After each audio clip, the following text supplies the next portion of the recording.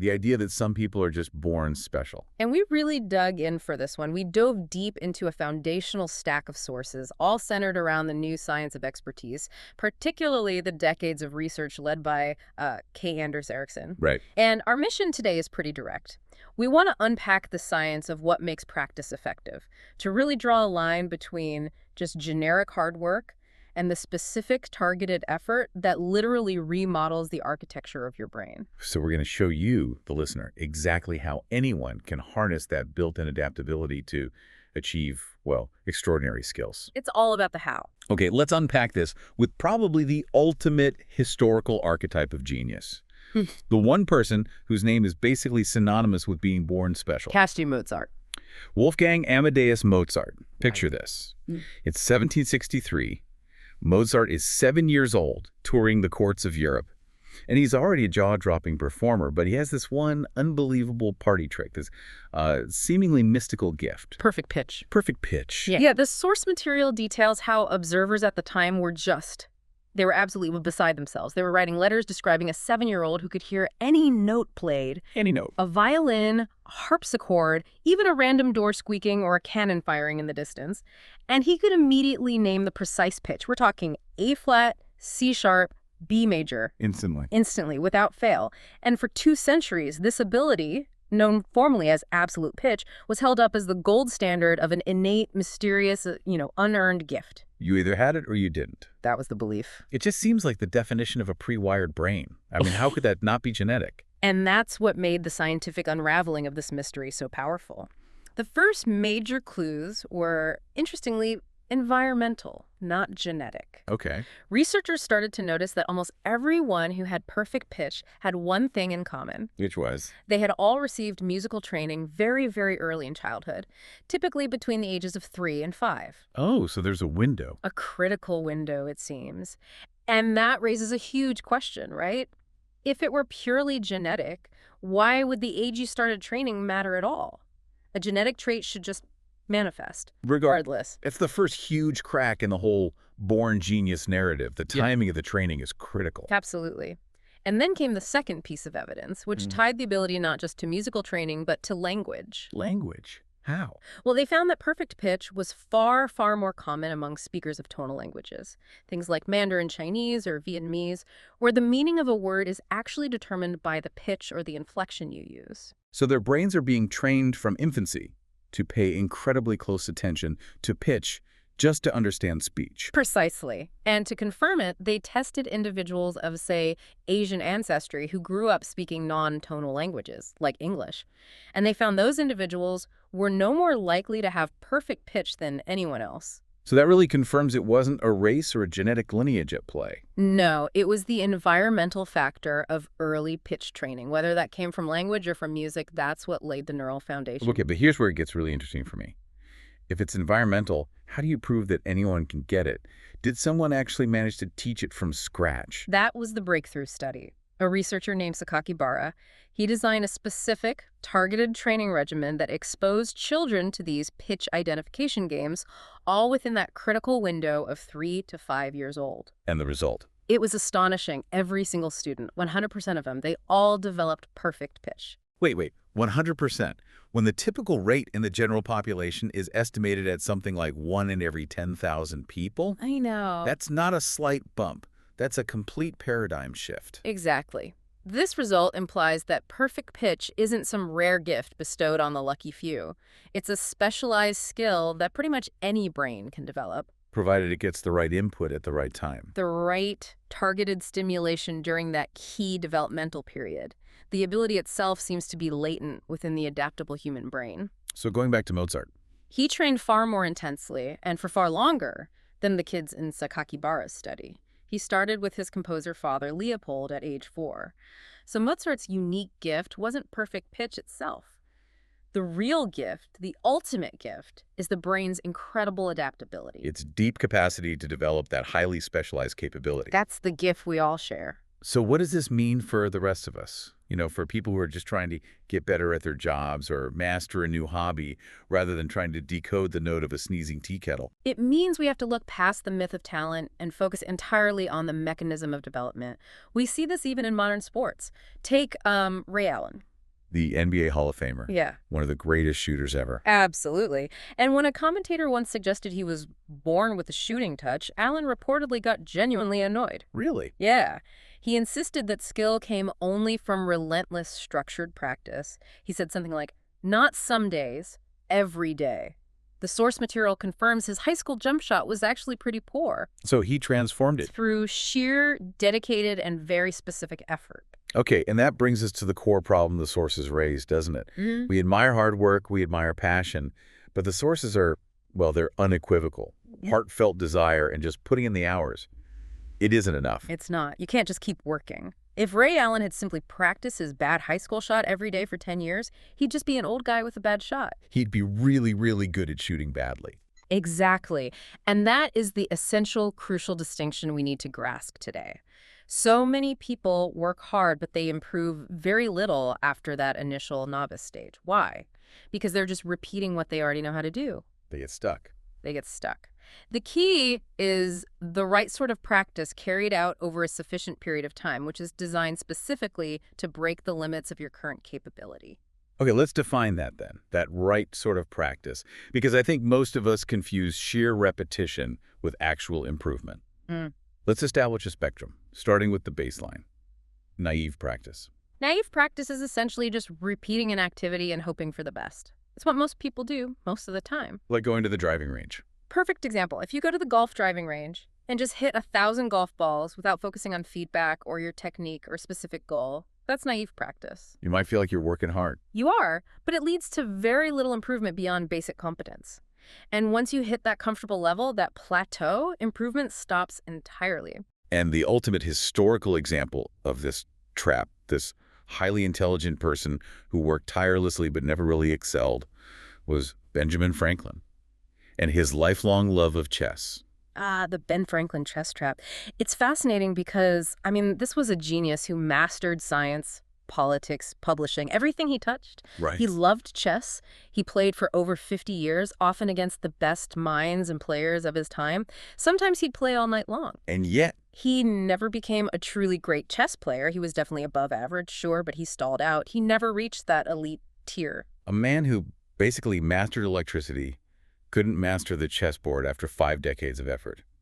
Why? What was missing? He was missing purposeful practice. He never systematically pushed himself outside his comfort zone. He got comfortable. He got comfortable. And comfort, as the sources clearly state, is the absolute enemy of expertise. He was like a pianist who plays the same 4 pieces the same way for 20 years.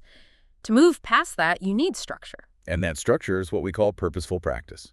Exactly. It's the foundational framework for improvement, and it rests on 4 non-negotiable pillars. Okay, let's break them down. Pillar number 1. Yeah. Specific goals. Your goals have to be tactical, measurable, and highly specific. A vague goal, like, I want to be a better public speaker, or I want to reduce my golf handicap. It's basically useless. It's too fuzzy. Way too fuzzy. A purposeful goal is, I will use this 2-hour block to increase the number of my drives that land in the fairway by isolating and fixing this specific weakness in my backswing rotation. So you're attacking a small, specific problem. A single, actionable, quantifiable step. Mm-hmm. And those steps, when you accumulate them, lead to that larger purpose. Okay, the second pillar. This is one I think is maybe the most underestimated. It's focus. Yeah. Full, maximal attention. If you've ever spent an hour truly wrestling with a complex financial model or trying to troubleshoot some difficult code, you know that feeling of sheer mental exhaustion. Yeah, your brain feels like mush. That's the brain performing maximal work. And purposeful practice requires that same full engagement.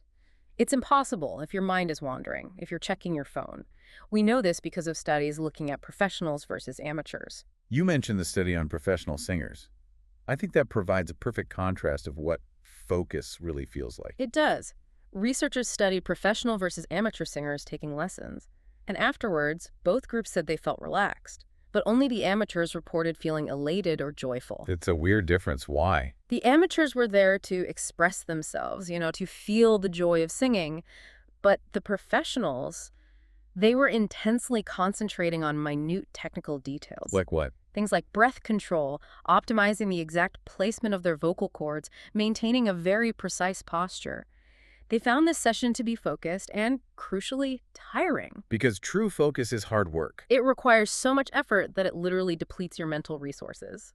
It's not always fun. So if focus is about being present, then the third pillar, immediate feedback, is about being honest with yourself.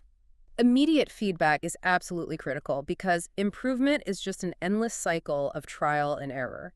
You have to know instantly whether your actions succeeded or failed so you can adjust your technique on the fly. The digit recall experiments with Steve Falloon are a great example of this. A perfect one. When he attempted to recall, say, a string of 80 digits, the confirmation was simple, correct or incorrect, but the key feedback came from himself. He paid acute attention to which number groups caused him to stumble or forget. So he could diagnose the problem. Exactly. And that allowed him to adjust his encoding method, his mental representations, which we'll get to for those specific weaknesses right away. Okay, and the final, and probably the hardest pillar, is consistently pushing outside your comfort zone.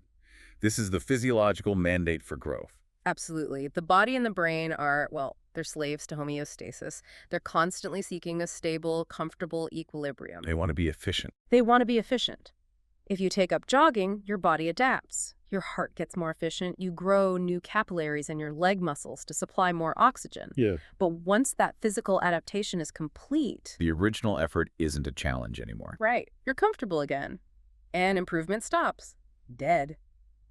To keep improving, you have to continually up the ante, run farther, faster, tackle some steep hills. You have to keep stressing the system. If you don't continually stress the system past its current capacity, the compensatory neurological and physiological changes required for improvement, they will never activate. That perfectly explains why so many of us plateau in skills like speaking a foreign language or playing the guitar. We reach a comfortable level of competence, we reach homeostasis, and we stop applying the maximal effort that's required for adaptation. Exactly. Franklin stalled at chess because he was comfortable. Elite performers, conversely, are constantly challenging their system. Steve Falloon was continually challenged with longer and longer strings of digits, always working at the absolute boundary of his capacity, always pushing for just one more.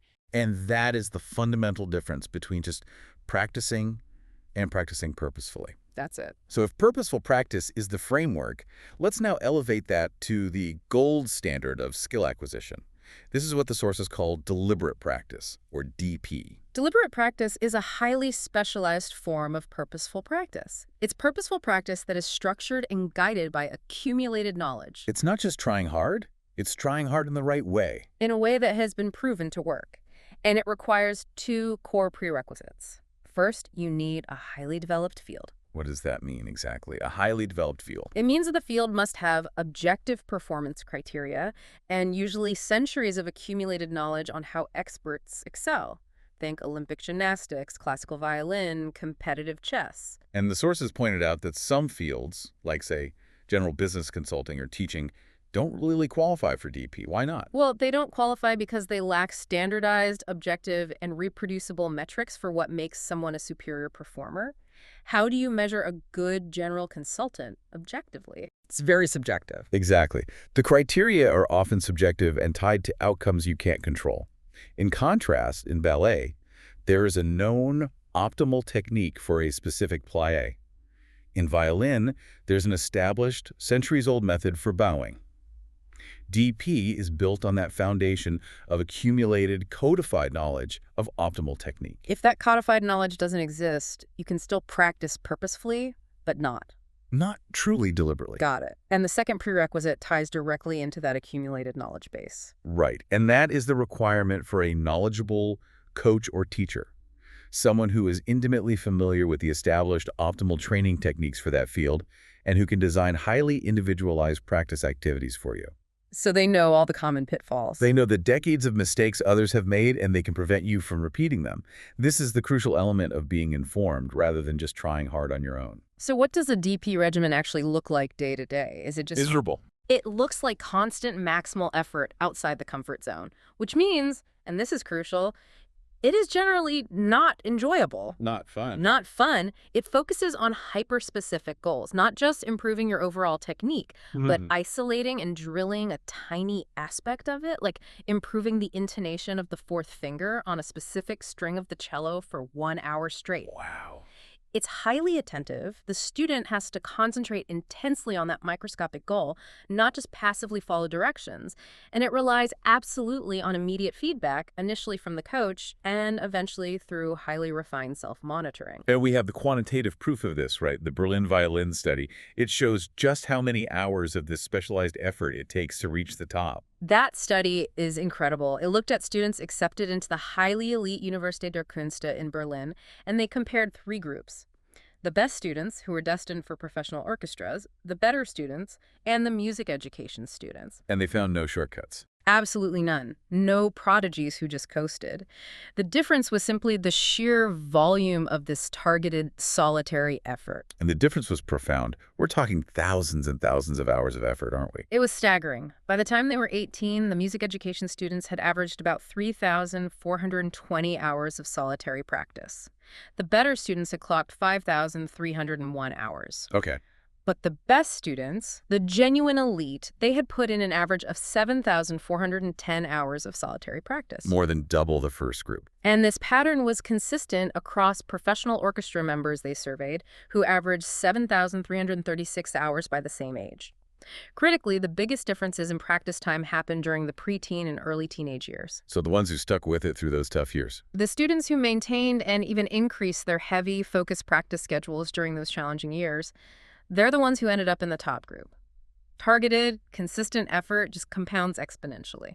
Okay, so the quantitative evidence for DP is undeniable. But it still leaves the biggest question unanswered.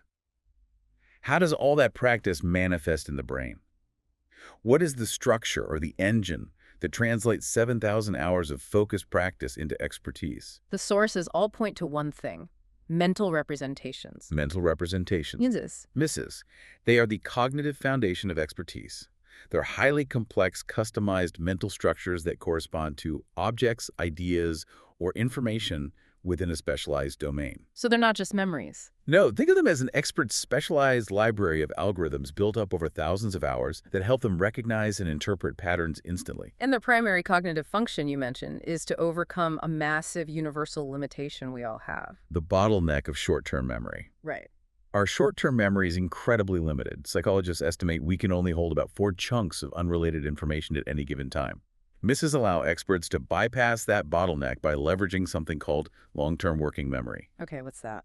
Instead of trying to hold 4 random numbers, an expert quickly encodes massive amounts of data into familiar, meaningful structures, those MISRs, which are instantly stored and accessed from long-term memory.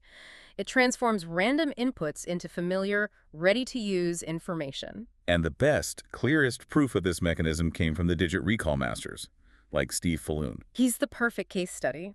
When Steve Falloon started training, he struggled to recall more than 7 or 8 random digits, which is normal. After 200 training sessions of deliberate practice, he could reliably recall 82 random digits read out at 1 per second. 82. That's incredible. And another guy, Dario Donatelli, using similar techniques, eventually surpassed 100 digits. They achieved this not by improving their general capacity for memory, that stayed the same, but by developing highly efficient, specialized MISRs for encoding the data. And this encoding relied heavily on connecting the random data to something he already knew. Exactly. To his long-term memory base, Steve Falloon was a distance runner, so his MISRs centered around running times. When he heard 9:07, it wasn't 3 random data points to him. It was a time. It was instantaneously encoded as 9 minutes, 7 seconds, a very good 2-mile time. This one chunk of information, already familiar and meaningful, was immediately stored in his long-term memory structure. And that freed up his short-term memory to focus on the next chunk. So he wasn't memorizing digits. He was recognizing and encoding patterns linked to his expertise. That is the crucial distinction. That makes it incredibly clear. Now let's look at MIRs in action in high-speed dynamic fields like chess, where pattern recognition is everything. When researchers studied chess masters, they confirmed something really counterintuitive. These masters did not have better general memory or higher IQs than novices. Really? The key experiment was the random board placement. If researchers showed a master a chessboard with pieces arranged in patterns from actual games, the master instantly recognized the position and could recall the placement of about 2/3 of the pieces. But if the pieces were just placed randomly. Then the master's advantage vanished completely. They performed no better than novices, recalling only 2 or 3 pieces. Which proves the skill is pattern recognition, not just brute mental horsepower. Absolutely. The master doesn't see 25 individual pieces on the board. They see 1 or 2 recognizable chunks or misses, something like a Sicilian defense, dragon variation, middle game setup. This literacy allows for rapid, almost reflexive analysis and recall. Misses provide the master with an instant map of the forest, while the novice is bogged down staring at individual trees. That's a perfect analogy. And this recognition speed translates directly to physical performance, which is essential for survival in fast sports, like hitting a baseball. Hitting a 90+ mile per hour fastball is, it's mathematically impossible for the novice brain to process and react to in time. Right, it's too fast. And professional hitters don't have faster physical reflexes or superior eyesight compared to the average person. Their advantage comes from superior minars that allow them to quickly recognize a pitcher's delivery. A little tells. The microscopic cues in the arm slot, the angle of the wrist snap, the position of the ball in the hand. They use all that to predict the pitch-type fastball curve and its location. They're reading the pitcher. They read the pitcher faster, allowing them to initiate their swing well before the ball is even halfway to the plate.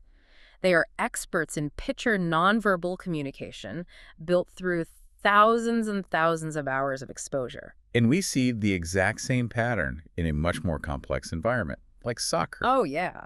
In soccer, speed and pattern recognition are critical in a constantly shifting field.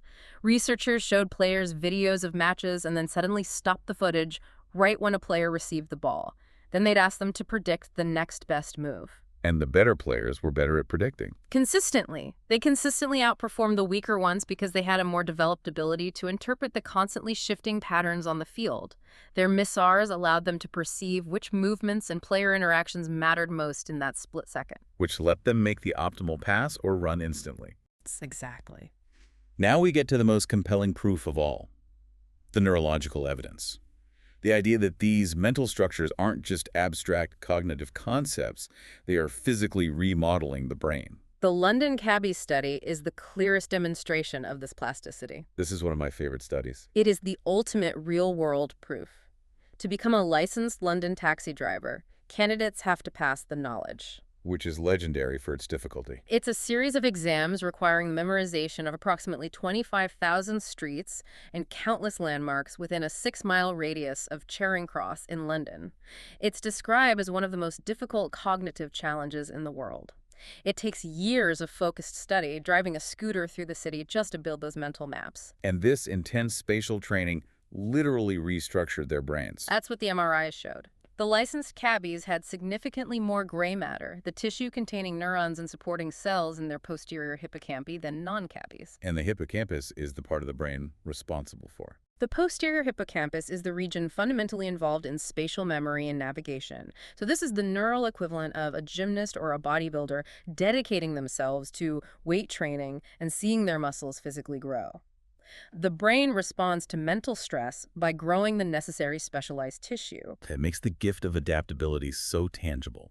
And the sources also clarify that this adaptability requires continuous maintenance. It's not permanent. Indeed. The brain is incredibly efficient. It's not going to maintain structures it doesn't need. When they studied retired London cabbies, they found those individuals had less gray matter in the posterior hippocampi than the active cabbies did. Use it or lose it. Basically. Stop training, and the physical adaptation starts to recede. We also see this in musicians. Years of rigorous violin practice not only extends the brain area devoted to controlling the left or the fretting hand fingers, but the sources also point to increased myelination. Myelination, that's the fatty sheath that insulates the nerve fibers. Right, and it's like upgrading a dirt road to a fiber optic cable. Myelination increases the speed of nerve signals by up to 10 times. So deliberate practice is literally building a superhighway in your brain. Through repetition and error correction, you are literally wrapping the specialized neural pathways in more insulation, making them faster and more efficient. The core message is that the brain is flexible and adaptable, even in adulthood, and every hour of proper practice contributes to a structural, measurable, architectural change in your brain. Okay, we've established the underlying science. DP builds powerful MINARs, which physically remodel the brain. So now, how do high-stakes organizations apply this knowledge to create rapid expertise? The U.S. Navy's Top Gun School is the absolute blueprint for this. Right, from the movie. Exactly. The Top Gun program, which was established back in 1968, was a response to a crisis. U.S. Navy pilots were losing dogfights one-to-one against North Vietnamese MiGs, and the cost of on-the-job training, losing pilots and multi-million-dollar jets was completely unsustainable. They needed a better way to train. They needed a systematic, high-speed way to teach advanced aerial combat skills. So they essentially built the ultimate deliberate practice laboratory for warfare. They did. Top Gun created simulated high-intensity combat where student pilots, the Blue Force, flew against expert trainers, the Red Force.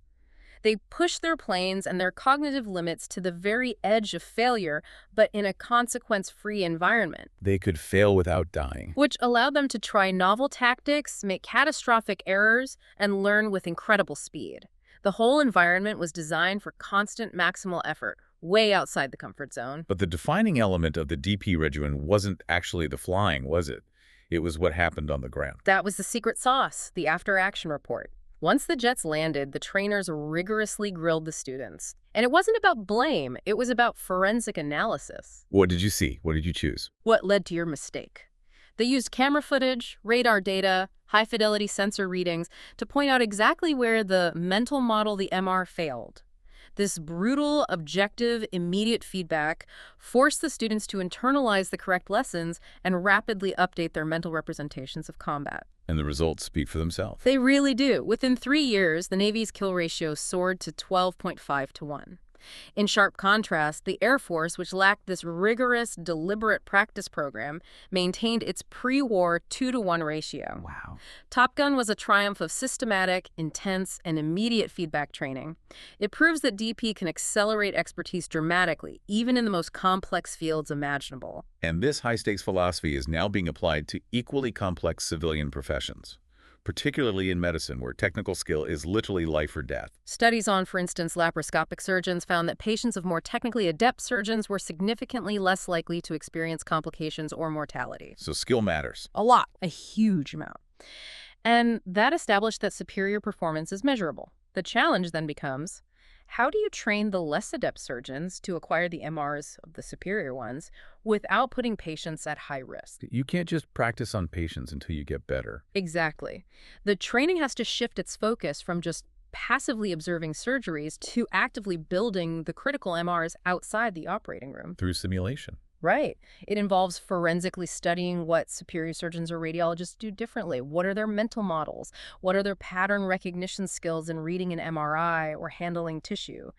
Training can use video simulations, stopping the footage at a critical decision point, say a sudden bleed, and asking the trainee, what are you looking at right now? What subtle sign tells you to clamp, not suture? What is your mental model of the anatomical risk here? So you're probing their internal decision-making process before they ever touch a real patient. You're building the MR first. This is all incredibly inspiring, but the listener might be wondering, what if I don't have a Top Gun budget or a medical fellowship? If DP requires a knowledgeable coach, how can a freelancer or someone in a new or uncodified field possibly apply this framework? Are we just stuck? Not at all. The principles are universal, and they were mastered by self-coaching geniuses long before the science even existed. Like Dan McLaughlin. Dan McLaughlin, the commercial photographer who launched the Dan Plan, committing 10,000 hours of DP to become a professional golfer. He had no coach for much of it. He was just driven by this core belief that potential is created, not given. And who was the original self-coaching master? Benjamin Franklin, again. Yeah. Overcoming his own failure in chess to train himself in writing. Franklin's writing regimen was just pure self-taught DP. He wanted to write as clearly and logically as the writers of his favorite magazine, The Spectator, but he had no teacher. So he devised these ingenious methods to manufacture the feedback loop that he needed. He had two specific methods, right? One targeting clarity and the other targeting logic. For clarity, he would read an article, take notes on the content only, and then wait until he forgot the exact wording. Then he'd try to reproduce the article from his content notes and compare his work to the original. So it forced him to find his own way to say the same thing. And it identified exactly where his phrasing was weak or unclear.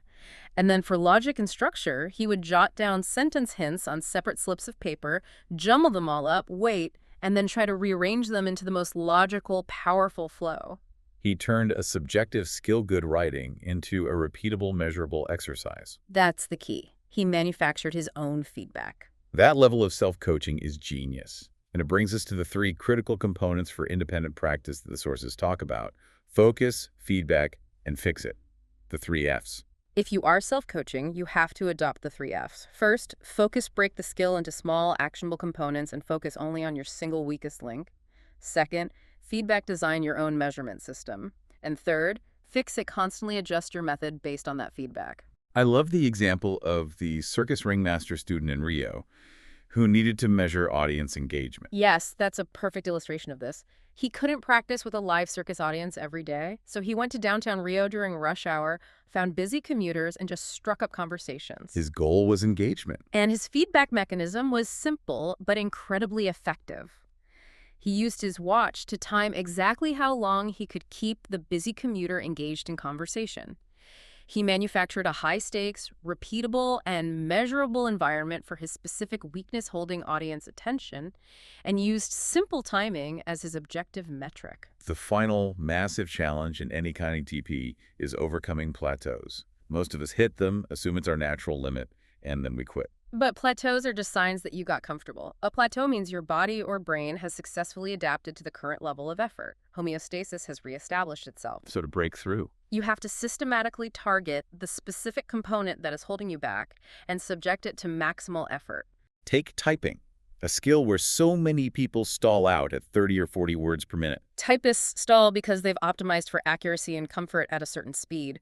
To break that plateau, they have to set aside time to type 10 to 20% faster than their comfort level, even if it introduces errors at first. What does that do? It forces 2 cognitive leaps. First, it highlights specific slow letter combinations like OL or TH or LO, which they can then isolate and drill repeatedly. Second, it forces them to look further ahead in the text, improving their anticipatory MIMARs, which is strongly correlated with high typing speed. And even the digit recall masters hit plateaus. But the solution wasn't always just brute force, was it? No. When Steve Falloon stalled at a certain digit length, the researchers gave him a subtle intervention. They slowed the digit presentation rate just slightly. This small adjustment gave him enough processing time to recall significantly more digits than before. And what did that prove to him?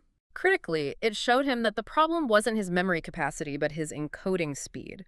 It redefined his problem from a capacity limit to an efficiency limit, and that prompted him to refine his MRs and burst right through the plateau. You have to systematically identify the weakest link and then push that specific component past its current limit. If there is one thing this entire science does, it's just dismantle the romantic notion of the born genius. It seems like so many of the greatest historical feats of talent were actually just calculated acts of specialized skill and a lot of showmanship. Absolutely. Niccolò Paganini, the legendary violinist, is the perfect example. The enduring myth is that during a performance, 3 of his 4 sheepgut strings suddenly snapped, and he finished this incredibly demanding composition flawlessly on the single remaining G string. That narrative makes him sound like a god among men. I mean, Yeah. just unthinkable dexterity. It was calculated, premeditated trickery. Paganini was a master of self-promotion, and the historical record shows he actually developed entire compositions, like his love scene for 2 strings and Napoleon for the G string only. They were specifically written to be performed on a reduced number of strings. So the audience had no idea. The audience had no idea what the piece should sound like with 4 strings. They only heard this breathtaking music being played on 1 string and assumed a miracle had just occurred. He would sometimes deliberately snap the strings leading up to that final section just to maximize the audience's awe. It was specialized DP hidden by stagecraft. Exactly.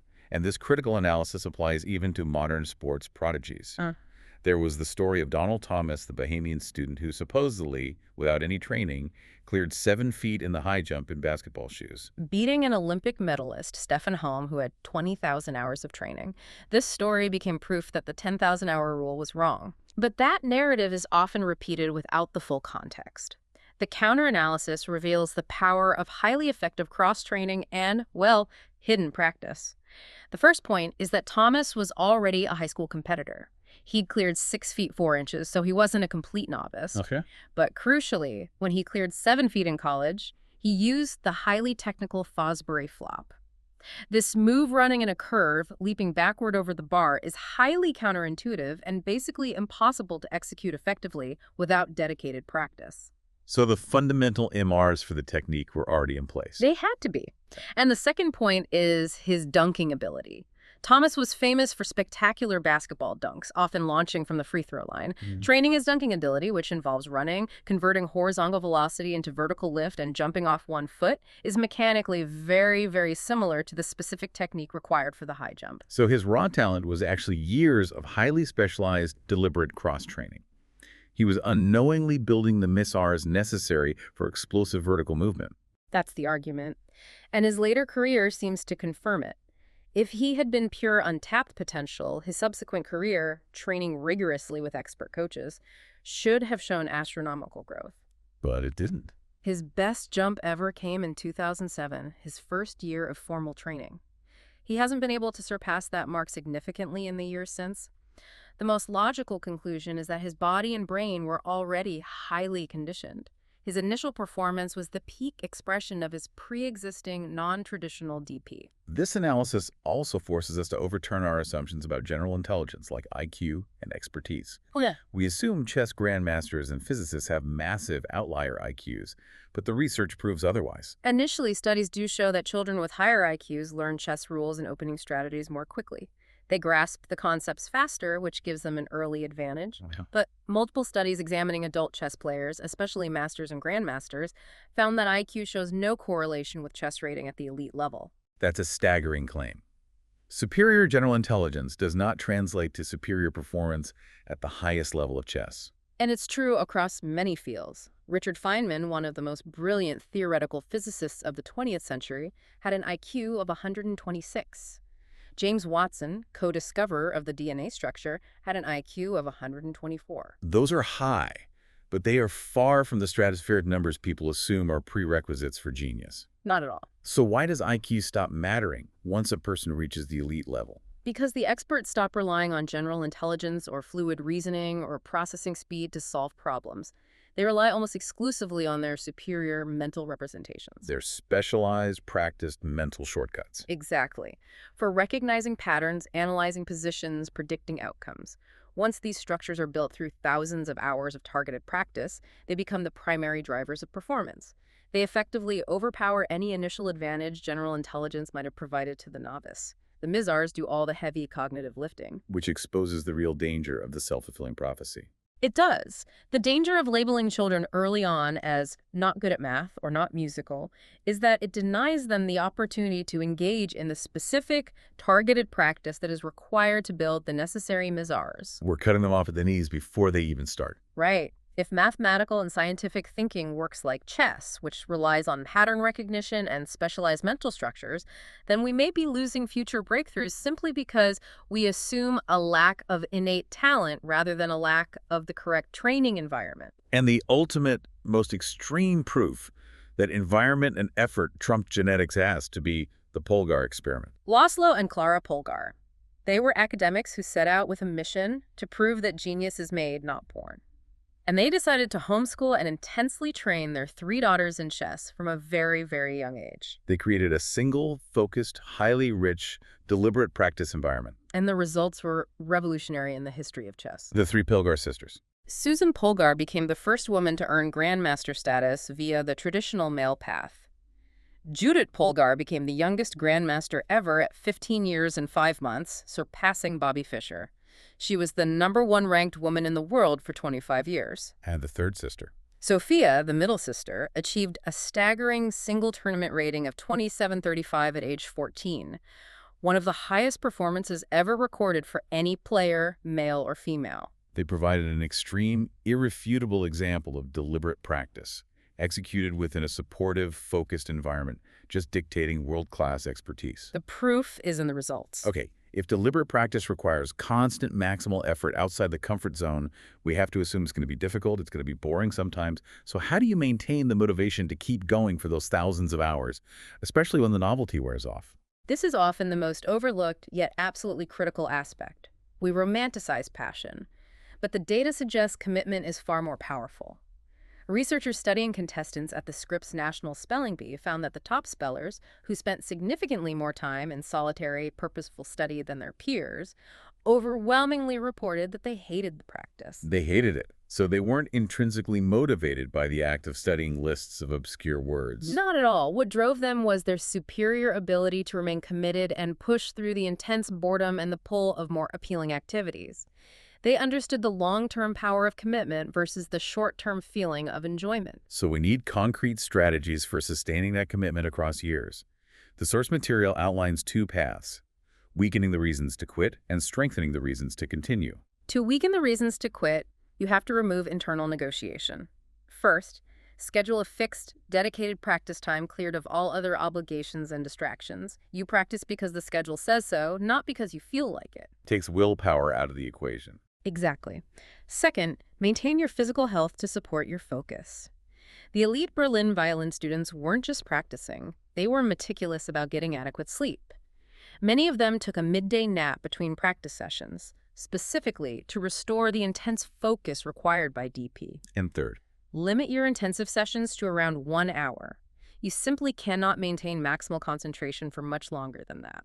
And pushing past the point of quality focus just turns DP into less effective, purposeful, or even naive practice. okay, and on the flip side, how do we strengthen the reasons to continue when we hit a slump? First, you have to develop an identity. You stop seeing practice as a temporary expense and you start seeing it as an investment in who you are. You begin to define yourself as a pianist or a public speaker or a martial artist. It becomes part of you. Second, social motivation is crucial. If you have a support system, like the training partners of Per Homlöv, who started karate at age 69, you have shared effort and accountability. And third, and most powerfully, you have to create a system for tracking concrete progress. Breaking that huge, daunting journey into manageable, visible mileage markers. Exactly. Piano pedagogy uses this constantly. It turns an infinite amount of material into a clear series of levels and achievable goals. It rewards the student's sense of accomplishment each time a level is attained. And Dan McLaughlin, the golfer, achieved this by turning the abstract goal of getting better into cold, hard data. Dan's quest was so daunting, but he broke it down. He started by focusing only on putting for months. He created specific games and tracked precise metrics, like the number of putts he sank out of 102 attempts from specific distances. You could see the numbers going up. Exactly. Later, he kept rigorous spreadsheets on his driving accuracy and putts per round. These numbers weren't just data, they were objective, concrete signs of improvement that constantly reinforced his identity and his motivation, sustaining him through those long periods of boredom. Finally, let's look forward. How does this idea of deliberate practice fundamentally change the future of education and learning? Well, DP mandates a paradigm shift in education, moving the focus from knowledge to skills. What you can do versus what you know. Right. Knowledge is acquired naturally as a byproduct of developing skills and the necessary misses. We need to teach students how to think and perform, not just how to memorize facts for a test. This is perfectly demonstrated by the UBC physics study, which used DP principles in a classroom setting. At the University of British Columbia, a freshman physics class was split. One section got the traditional lecture-based teaching. The other used a DP-inspired method. What did that look like? Students had to take pre-reading quizzes to ensure basic familiarity before class. Then, in class, the instructor used active learning tasks, clicker questions to spur small group discussion, followed by immediate peer and instructor feedback. The lectures were repurposed for problem solving. And what were the quantitative results of that approach? The DT Focus class showed nearly double the engagement of the traditional class. But most importantly, on the final test, the students taught with the deliberate practice method learned and retained 2.5 times as much as the traditionally taught section. 2.5 times as much. That success came simply from shifting the focus. Moving from students passively listening to information to them actively practicing thinking like a physicist, building the necessary mental representations through repetition and feedback. That gives us a concrete DP roadmap for learning pretty much anything. It does. First, identify skills objectives, not knowledge objectives. Second, examine experts to understand the necessary misses. Third, teach step by step, pushing students outside but not too far outside their comfort zone. And fourth, provide ample high-fidelity repetition and immediate objective feedback. That cycle. That cycle: try, fail, get feedback, adjust, try again. is how the brain builds those powerful, specialized mental structures that dictate high performance. So what we have distilled from this entire deep dive is a radically optimistic view of human potential. The central message is just so clear. The greatest gift we have isn't some arbitrary, predetermined talent you were born with, but the brain's deep, lifelong adaptability. Exactly. And extraordinary abilities are built. They're built through targeted, dedicated practice. They are not inherited. And this building process is profoundly rewarding in itself. Absolutely. Experts across all fields consistently report finding great satisfaction and pleasure from just exercising their abilities. And there's an intense sense of accomplishment that comes from continually developing new skills on the edge of their fields. This is that sense of effortless expertise, often called flow, that few non-experts ever truly experience. The ultimate takeaway here is that if we accept the science, we have to accept responsibility for our own potential and for our own current limits. And this raises a powerful final question for you, the listener.